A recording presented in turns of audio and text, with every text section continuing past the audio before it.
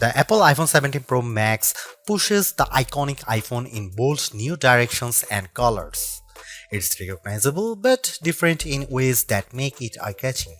The performance is stellar and the cameras set a new high watermark for smartphone photography.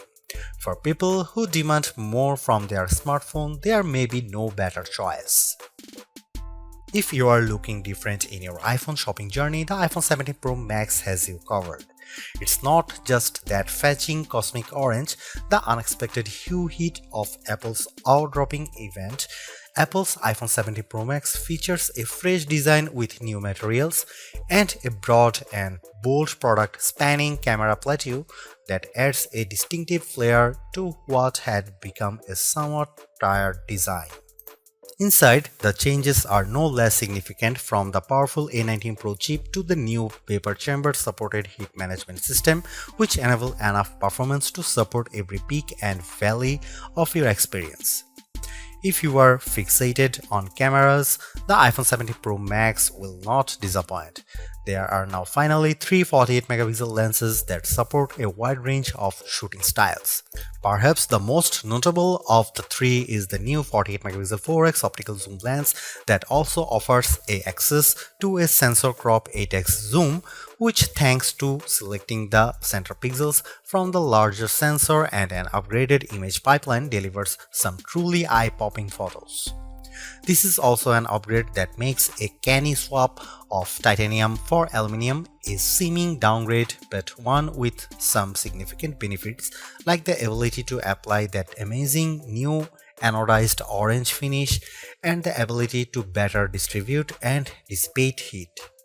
Finally, there's the price. It's the one thing you hope doesn't get an upgrade. And I am happy to report that Apple somehow held the line here. The iPhone 17 Pro Max still starts at $1,199 US. It's never been a cheap smartphone, but then this one is for the pros, and I think they will be very happy. I know I am. As for why you might buy the iPhone 17 Pro Max over the iPhone 17 Pro, that comes down to screen size, battery life potential, and the option to get up to 2TB of storage. Otherwise, these iPhones are identical.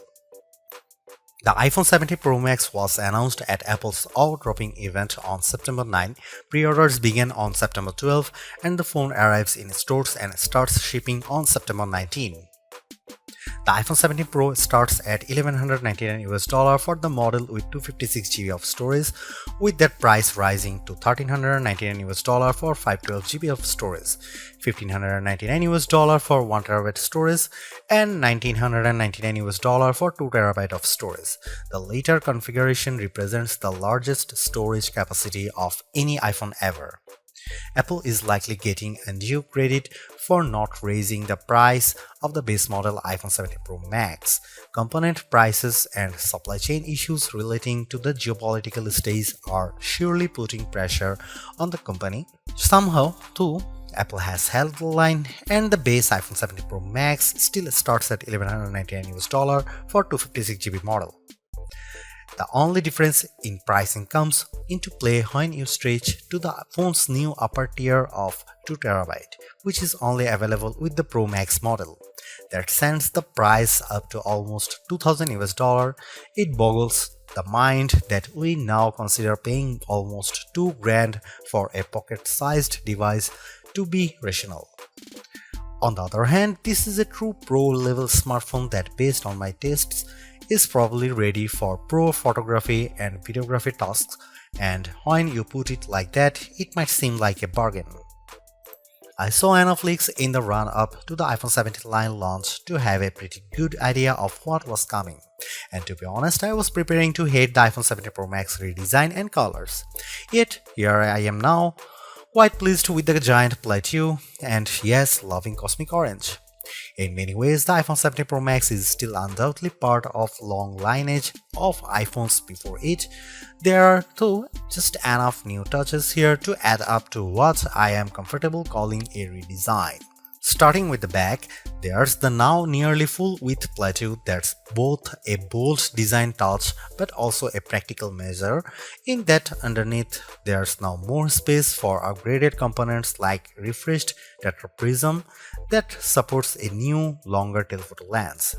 Most previous iPhone bags featured just one material, usually metal or glass. The iPhone 17 Pro Max is a spiffy mix of the two, metal and glass, or rather a larger rectangular ceramic shield cutout with the rest a univity chassis literally carved out of aluminum. Instead of a titanium band surrounding a frame, components and the front and back glass, the iPhone 17 Pro Max's back cascades seamlessly to the side and even curves just a bit around the front to meet the Ceramic Shield 2 screen covers, which reportedly will better protect it from scratches. It will has an incredibly unified feel, and because Apple has radically cut down on edges, the phone feels very comfortable to hold. When it comes to dimensions and weight, the iPhone 17 Pro Max is slightly larger and heavier than the iPhone 16 Pro Max, but I challenge anyone to notice the differences, which can be measured in fraction. The iPhone 17 Pro Max is 163mm tall by 78mm long by 8.75mm thick and weighs 233 grams. By contrast, the iPhone 16 Pro Max was 163 by 77.6 by 8.25mm and weighed 227 grams. This year there are no new buttons to contend with. Along one edge we have the long power and Siri button, and below it camera control. Opposite them is the action button, and below that a pair of volume buttons. There are small differences along the shorter edges. On top, an antenna cutout is now visible, and on the bottom the pair of speaker grills appear larger. If you want to lie the phone flat, you will have to place it screen down. Even though the back plateau is nearly the full width of the phone, the tri-camera array still bumps out even further, and between this and the wide metal bump, this phone lies on its back at a slightly more extreme angle than the iPhone 16 Pro Max. The switch from titanium to aluminum provides not only some useful heat management and energy efficiency benefits, it's also opened the door for anodized color options. I don't know where Apple got the idea for cosmic orange, but I actually love it. It's bold without being garish. There's also silver and the very deep and inky deep blue. Apple sort of explained its color choices to me and even the loss of black, but I think this is just Apple mixing things up and possibly giving a nod to all the pro level folks who buy this phone for creative pursuits. Orange is a color that will get you noticed. iOS 26's liquid glass interface might lead you to assume there has been some radical display overhaul, so much glow, shiny and artificial transparency. However, that would be mostly wrong. The platform update does change the look, but it's all still working with the same materials. The iPhone 17 Pro Max's expansive 6.9-inch Super Retina XDR OLED is largely the same as last year's, featuring a resolution of 2868 by 1320 pixels for a density of 460 ppi.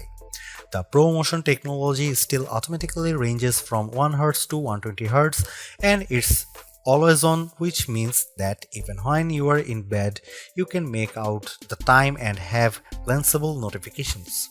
It's not though exactly the same screen. This display now ranges up to 3000 nits, that's 1000 more than the last model. In my side-by-side tests, the iPhone 17 Pro Max is more visible in direct sunlight. This effect is assisted by a new reflective coating, meaning the light bouncing off the screen is also less noticeable. There's a nice and not necessarily insignificant upgrades. With a narrow bezel, the Super Retina display comes precisely close to meeting that orange metal, with a vast expanse of color and entertainment interrupted only by the pill-shaped dynamic island. Made up of the new center stage camera and Face ID sensors, it remains a useful space for live information, but it's also sometimes a black blob cutout in games, videos and photos. I find the information it provides useful, so I do not mind it much, but I was also hoping for a redesign that might have shrunk the thing by 50%. This is a minor quibble, and I'm sure that, like me, you probably won't notice or be bothered by it very much. Apple's redesigned plateau is not just an aesthetic choice, it's a practical one. Underneath that now larger raised platform is a lot of technology, including a new tetraprism to support Apple's longest and highest resolution telephoto lens ever. It's simply one highlight of a stellar iPhone 17 Pro Max camera system. There are a total of 4 cameras, with Apple calling the rear trio fusion cameras. The main camera is 48 megapixel, ultra-wide is also 48 megapixel, and telephoto also 48 megapixel with 4x optical, and the selfie camera is 18 megapixel. Those specs only tell half the story. In general, you are not shooting at the full frame 48 megapixel resolution, or rather, you might be using all 48 million pixels to produce a high quality 24 megapixel or even 12 megapixel to produce an 8x optical quality sensor crop. The ultrawide will by default shoot 12 megapixel macro photos. In virtually every instance, this is a case where less is more. Apple uses all that pixel information and its remarkable image pipeline to deliver fantastic photos with true life colors and exquisite detail. Here are some camera samples of the iPhone 17 Pro Max.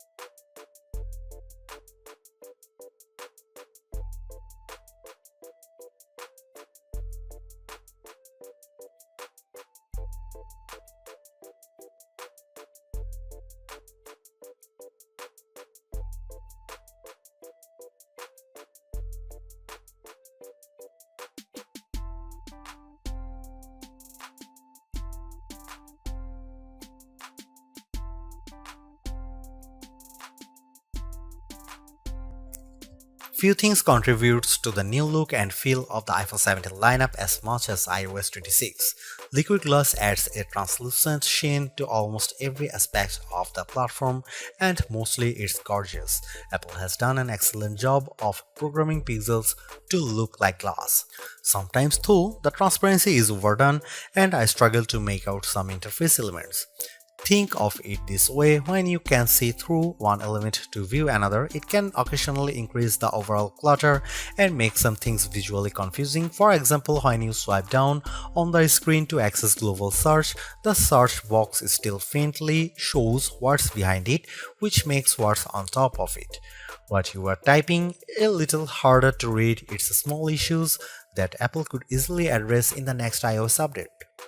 In some cases too, like the new first-party app icons, control center, and dock, iOS 26 is a welcome update that gives everything a little polish without throwing out the most recognizable elements. Apple Intelligence gets a few updates, like live translation and the ability for images captured through visual intelligence to be transformed into calendar entries. I played a bit with Genmoji and Image Playground to experience those upgrades, but they are mostly minor and I still await the fully featured Siri that Apple has promised. The iPhone 17 Pro Max is still a flagship phone based on my testing. You get a more powerful zoom camera, better sustained performance, and the longest iPhone battery life ever, a head-turning design. The iPhone 17 Pro Max is still behind the competition on AI, and it's a bit thick and heavy, but overall it is easily one of the best big screen phones yet.